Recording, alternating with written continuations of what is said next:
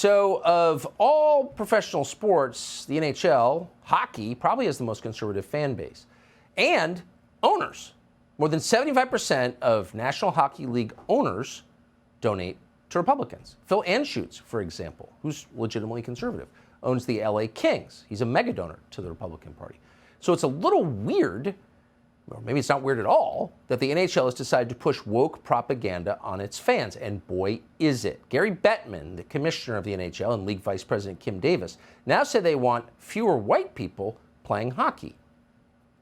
Looking at the hockey landscape in 5 years, what does progress look like to both of you? Commissioner Bettman.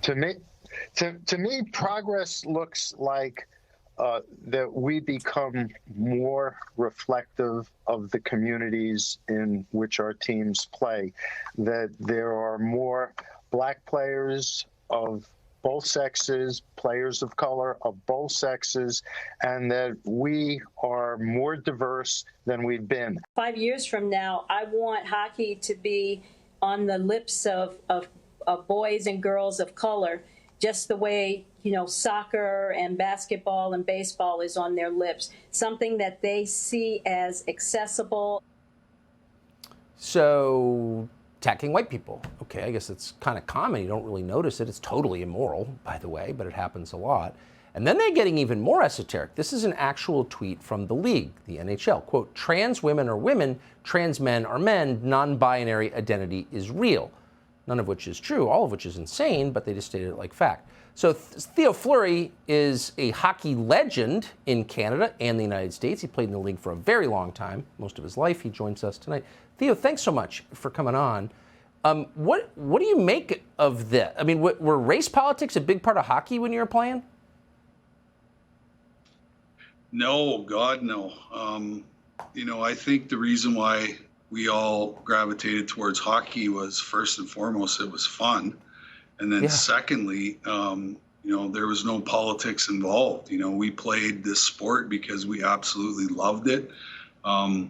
For me personally, it was an escape from what was going on in my home life at that time.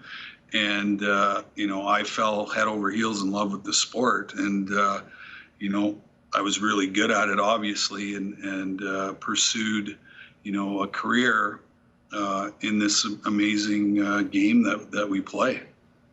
So clearly, political forces hijack professional sports as a way to brainwash the young men who watch professional sports. That's, of course, the entire point of it. It's strategic. But why does nobody push back? Like, no, you're not allowed to do this in professional hockey. It's about hockey. Back off. Why does nobody say that?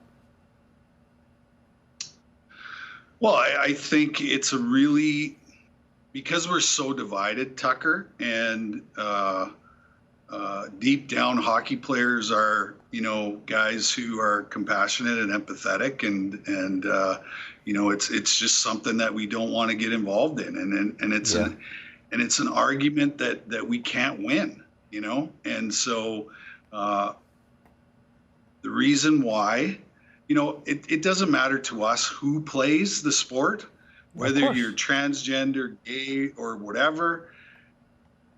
The reason why we play the game and the reason why the game is so amazing and so great is it's for everybody, right? And the reason why we play the game is it's an escape from, what's going on in our lives. And unfortunately, politics has no place in any sport, whether that's football, basketball, hockey, baseball. Politics should never be a part of any kind of sport whatsoever. Of course not. And by the way, if they were calling for affirmative action in the NBA, I would be totally opposed to that, but they never will. Theo Fleury, great to see you tonight. Thank you so much. Thank you, Tucker. Subscribe to the Fox News YouTube channel to catch our nightly opens, stories that are changing the world and changing your life. From Tucker Carlson Tonight.